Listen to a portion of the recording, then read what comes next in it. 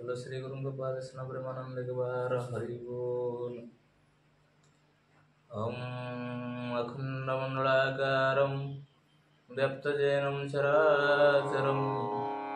तत्पादं दर्शितजेनं तस्मै श्री गुरुवे नमः। अज्ञानमुतिमिरान्धस्य ज्ञानजनं शलाकया चक्षुरुन्मिलितं तस्मै श्री गुरुवे नमः। गुरु ब्रह्मा गुरु विष्णु गुरुदेव महेश्वर गुरु साक्षात् परं ब्रह्म तस्मै श्री गुरुवे नमः। नारायणं नमस्कृत्य नरस्यैव नरोत्तमं देवी सरस्वती व्यासं तत्जयमुदीरयते मुखं करोति वाचालं पंखलङ्घयते गिरिः यत्कृपातमहं वन्दे परमानन्दं माधव निगमं कल्पतरुगलितं फलं सुखमुखादं मृतद्रवसंयुतं पिबत भागवत रसमालयं हररसिका भुविभावुकः नाहं तिष्ठामि वैकुण्ठे योगिना हृदयेन च मद्भक्ता यत्र गयन्ति तत्र तिष्ठामि नारद। नमस्ते नमिषारण्ये नमस्ते ऋषिमण्डली नमस्ते पुराणपुस्तकाय नमस्ते सुखवर्गिताय नमो नमः श्री गुरु गोपाल कृष्ण हरि बोल। नमामि नमामि नमामि नमस्ते गुरुदेव स्वामी नमस्ते गुरु परम ब्रह्म महाशून्य रे तो आश्रम हे गुरुदेव दया कर अन्य शरण नाही मोर गोविंद गोविंद गोविंद पदुगड़ से मकरंद पान करी हेले तरिले ब्रजनारी से ब्रजनारी पୟରେ मन मो थाऊ निरंतरे मन मो निरंतरे थाऊ हा कृष्ण बोली जीव जाऊ हा कृष्ण बोली जाऊ जीव मते उद्धार वासुदेव राम गोविंद वनमाली नाम पथ कुशंखाली संखाली खाइले सरई तो नाम गाई न सरई राम गोविंद बोली बटी जमर गड़ी जीव फिटी समस्त गोसाई कुमोर कोटि के कोटि नमस्कार कोटि नमस्कार कोटि नमस्कार कोटि के कोटि नमस्कार श्री गुरुपाद समर्पण हरि बोल। ओम नमो भगवते वासुदेवाय आपण स्वागत करुछि हमर अचिन भागवत यूट्यूब चैनल गोविंद चरण दास। आज प्रथम भागरे आमे श्रीमद् भागवत महापुराण द्वादश स्कंदर प्रथम आरंभ करवा जहाँकि आम संपूर्ण शेष करवा। आज प्रथम स्कंदर प्रथम अध्याय आपण मानकु अनुरोध भागवत एक चिराचरित्र आत्मा उद्धार निमंते पढ़ा जाए पाठ करा जाए तेणु परमशास्त्र भागवत अभ्यास करते आम से धारा आम संपूर्ण सबुदिन ठीक यही समय भागवत आम यूट्यूब चैनल आसो तेणु आम चैनल को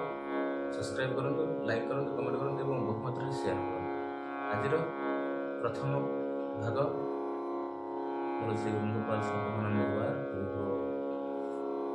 श्री गुरु गोपाल कृष्ण प्रेमानंद हरिबोल श्रीमद् भागवत प्रथम स्कंद प्रथम अध्याय। ओम नमो भगवते वासुदेवाय नमः नृसिंह चरण अनादि परम कारण जहार आदि मध्य अन्ते विचार न घटे जगते इंद्रिय अर्थ न जानती सत्य जे नित्य प्रकाशन्ति आनंद मने वेद सार ब्रह्मारे कला जे निस्तार जार स्वरूप हृदय चिंती वेद पुरुषे न जानती ମୂର୍ତ୍ତିକା ବିକାର ଯେ ମନ୍ତ ଜଳ ନଳେ ସୁଯନ୍ତ୍ରିତ ରୂପ ରୂପ ସ୍ଥିତି ତିନି ଜାହାଜ ଗରେ ଅନୁମାନି ସ୍ୱଭାବେ ନହେ ଯେ ମନ୍ତ ଏ ସାଂଖ୍ୟ ଯୋଗୀଙ୍କର ମତ ଆତ୍ମା ପ୍ରକାଶେ ଜନ୍ମ ହୋଇ ନିରତେ କୁହୁକ ବୋଲାଇ ସତ୍ୟ ପରମାନନ୍ଦ ହରି ଯାହା ଭାବିଲେ ଭବୁତରି ତାର ଚରଣେ ନିତ୍ୟ ଧ୍ୟାନ କରି ତରନ୍ତି ସୂକ୍ଷ୍ମ ଜନ ସେ ହରି ପାଦ ହୃଦୟ ଧରି ପ୍ରବନ୍ଧେ ଗୀତ ନାଦ କରି ଅଶେଷ ଜଗତ ରହିତେ ବନ୍ଦଇ ଦାସ ଜଗନ୍ନାଥେ ନିର୍ମଳ ମୁନିଙ୍କର ମତେ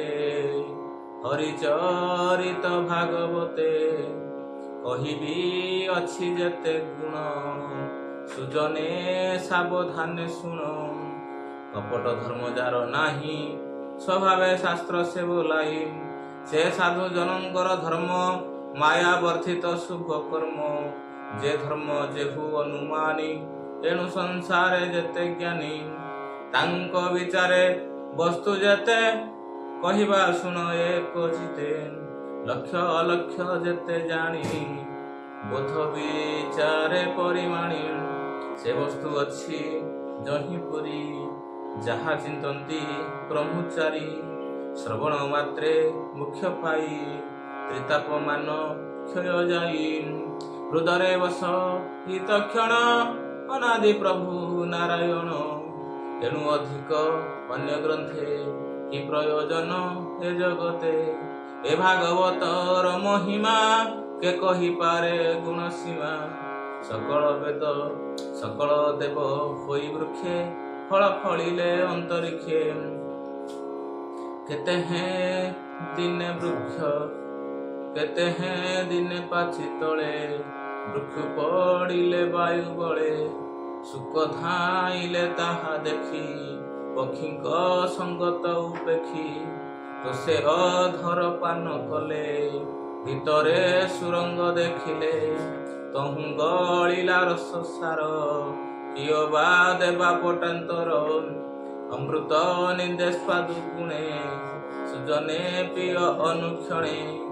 ଆନନ୍ଦେ କର ସୁଧା ପାନ ଯେଣୁ ପାଇବ ଦିବ୍ୟ ଜ୍ଞାନ ଏ ଚାରି ରସଙ୍କର ମୂଳ ନିଗମ ବନ ବୃକ୍ଷ ଫଳ ଓಂ ନମୋ ଭଗବତେ ବାସୁଦେବାୟ। ଏବେ ହ ଶୁଣ ସାଧୁ ଜନେ ହରିଚରିତ ସୁଧ ବନେ ସର୍ବଦେବଙ୍କ ରମ୍ୟ ସ୍ଥାନ ନାମ ଯେ ନମିଷ ଅରଣ୍ୟ କଳିର ଆଗମନ ଦେଖି ମୁନିଏ ସ୍ୱସ୍ଥାନ ଉପେକ୍ଷୀ ସନକ ଆଦି ମୁନି ଗଣେ ମିଳିଲେ ନମିଷ ଅରଣ୍ୟ କଳି କଳୁ ସେ ଭୟ କରି ଏକାନ୍ତେ ମୁନିଏ ବିଚାରି ସଂକଳ୍ପ କରି ଏକ ତୁଲେ ସମସ୍ତେ ଯଜ୍ଞ ଆରମ୍ଭିଲେ ଜାଣନ୍ତି ଶୁଭେ ସର୍ବଦୀକ୍ଷା ସ୍ୱର୍ଗାପବର୍ଗେ କଲେ ଇଚ୍ଛା ସକଳେ ମିଳି ପ୍ରାତ କାଳେ କ୍ରମ ସାଧିଲେ ଜ୍ଞାନ ବଳେ ସୁତ ମୁନିଙ୍କ ମଧ୍ୟ କରି ସକଳେ ବସିଲେ ଆବରି ସକଳ ମୁନି ଶୁଦ୍ଧ ମୁନେ କହନ୍ତି ଅମୃତ ବଚନେ ବୃଷଭବାଚ ଭୋ ସୁତ ଶୁଣ ସାବଧାନେ ତୋର ମହିମା ଅନୁମାନେ ସର୍ବପୁରାଣ ଇତିହାସ ଶୁଣିବୁ ତାହାର ସମ୍ଭାସ ସଂସାର ଧର୍ମଶାସ୍ତ୍ର ଯେତେ ସବୁ ଗୋଚର ତୁମ୍ଭ ମତେ ବ୍ୟାସ ମୁନିକ ତୁମ୍ଭେ ଶିଷ୍ୟ ବ୍ୟାସ ମୁନିକ ଶିଷ୍ୟ ତୁମ୍ଭେ ଏକଥା ଭଲେ ଜାଣୁ ଆମ୍ଭେ ପୂର୍ବେ ଯେ ଥିଲେ ବ୍ରହ୍ମ ମୁନି ତାଙ୍କ ବଦନୁ ଅଛୁ ଶୁଣି ସକଳ ଶାସ୍ତ୍ର ତୁମ୍ଭ ତହିଁ ବେଦ ପୁରାଣ ଯେତେ କହି ବ୍ୟାସଙ୍କ ଅନୁଗ୍ରହ ଘେନି ସକଳ ଶାସ୍ତ୍ରେ ତୁମ୍ଭେ ଜ୍ଞାନୀ ଦୈବେ ଅଛି ଏହି ମତି ଯେ ଶିଷ୍ୟ ଗୁରୁରେ ଭକତି ଶିଷ୍ୟର ହିତେ ଦୟା ବହେ ସକଳ ତତ୍ତ୍ୱ ଜ୍ଞାନ କହେ ଏଣୁ ବ୍ୟାସଙ୍କ ଶିକ୍ଷା ଯେତେ ପ୍ରକାଶ ଆମ୍ଭର ଅଗ୍ରତେ ନିଶ୍ଚୟ ଏକାନ୍ତ ଶ୍ରେୟ ଯେତେ ଏ ଜୀବ ତରିବ ଯେ ମନ୍ତେ ଏଣୁ ତୁଟଇ ମାୟା ଏଣୁ ତୁଟଇ ଯେଣୁ ତୁଟଇ ବିଷ୍ଣୁ ମାୟା କୁହ ଆମ୍ଭରେ ଯେବେ ଦୟା ଏ କଳି ଯୁଗେ ଯେତେ ପ୍ରାଣୀ ଅଳ୍ପ ଆୟୁଷ ପରିମାଣୀ ସ୍ୱଭାବେ ମନ୍ଦ ବୁଝି ହୁଅନ୍ତି ପ୍ରାଣୀ କି ଉପଦ୍ରବ ଚିନ୍ତି ଯୁଗ ବ୍ୟବହାର ପରିମାଣୀ সকল ଧର୍ମ ଆମ୍ଭେ ଜାଣି ଏ ପ୍ରଶ୍ନ ଶୁଭ ଆମ୍ଭେ ଆମ୍ଭ ମତେ ଏ ପ୍ରଶ୍ନ ଶୁଭ ଆମ୍ଭ ମତେ ସାର ଧରି ତୁମ୍ଭ ଜିତେ କହ କେମନ୍ତେ ପ୍ରାଣୀଙ୍କର ଏ ଘୋର ମାୟାରେ ନିସ୍ତାର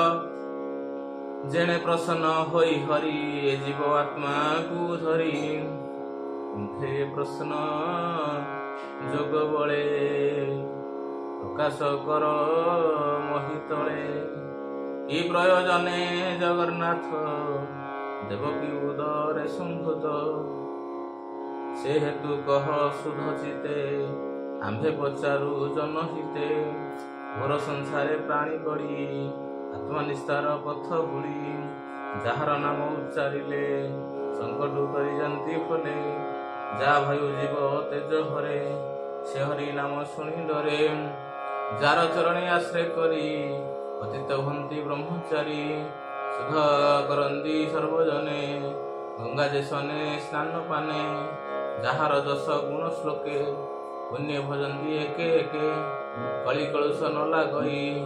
କେବାନତରେ ଏହା ଗାଇ ଯେ ଯଶ ଗାଇ ପୁନି ଗଣେ ସୁଖେ ତରନ୍ତି ଭଗବନେ ସେ ହରି ବ୍ରହ୍ମାଣ୍ଡ ମଧ୍ୟରେ ନାନା ଶରୀରେ ଅବତାରେ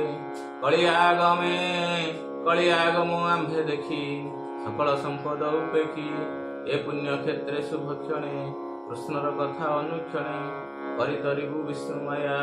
ଭୂମୁନି କର ତୁମ୍ଭେ ଦୟା ଆମ୍ଭର ପୂର୍ବ ପୁଣ୍ୟ ଫଳେ ସଙ୍ଗ ହୋଇଲୁ ତୁମ୍ଭ ମିଳେ ଏ ଭୟଙ୍କର କଳି କାଳେ ଆମ୍ଭେ ଯେ ଅଛୁ ଭବ ଜଳେ ଏ ଜଳୁ କର ଆମ୍ଭେ ପାର ଏ ଜଳୁ କର ତୁମ୍ଭେ ପାର ହୋଇତେ ଯେହ୍ନେ କର୍ଣ୍ଣଧାର ସେ ହରି ଭକତ ବତ୍ସଳ ସର୍ବଦେବତା ଆଦି ମୂଳ ସକଳ ଧର୍ମ ଯାର ସଙ୍ଗେ ସୁଖେ ବି ହରେ ନାନା ରଙ୍ଗେ କଳି ଆଗମ ଭଗବାନ ବସିଲେ ଆପଣ ଭୁବନ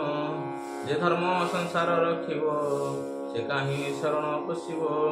ସେ କଥା କହ ମୁନିବର ଆମ୍ଭ ସଂଶୟ କର ଦୂର ଆମ୍ଭ ସଂଶୟ ହେଉ ଦୂର ଆମ୍ଭ ସଂଶୟ ହେଉ ଦୂର ଆତ୍ମରେ ଆତ୍ମା ଯୋଗ ବଳେ ବିହରେ ଅବନି ମଣ୍ଡଳେ ତାର ମହିମା ଶୁଣି ନିତ୍ୟେ ଦୋଷ ନ ଲଭି ଆମ୍ଭ ଜିତେ ଜିହ୍ବା ଦେଶନେ ସୁଧାରସ ପିବନ୍ତେ ନୁହଁ ସନ୍ତୋଷ ଅନନ୍ତ ରୂପେ ଥାଇ ହରି ବାହ୍ୟ ଅନ୍ତରେ କର୍ମ କରି ଏ ମନ୍ଦିର ମିଶା ବନସ୍ତେ ସକଳ ମୁନିକ ଅଗ୍ରତେ ସନକ ଆଦି ମୁନି ଗଣେ ଯେ ପ୍ରଶ୍ନ କଲେ ଜଣେ ଜଣେ ନିର୍ମଳ ବିଷ୍ଣୁର ଚରିତ କୃଷ୍ଣ ବିଷୟ ଭାଗବତ ସୁଜନ ଜନଙ୍କର ହିତେ କହଇ ଦାସ ଜଗନ୍ନାଥେ ଏଘୋର ଭବ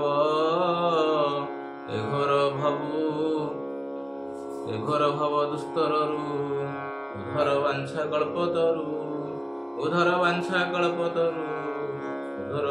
କଳ୍ପତରୁ ଇତି ଶ୍ରୀ ମଦ୍ଭାଗବତେ ମହାପୁରାଣେ ପରମହଂସେ ହିନ୍ଦୟ ବୟାସିକ୍ୟା प्रथम स्कंदे नवीस्य पख्याने ऋषि प्रश्ने नाम प्रथम अध्याय भंगो निरपिमति भ्रम यदि सुदम सुदम वा मम दोषन श्री कृपा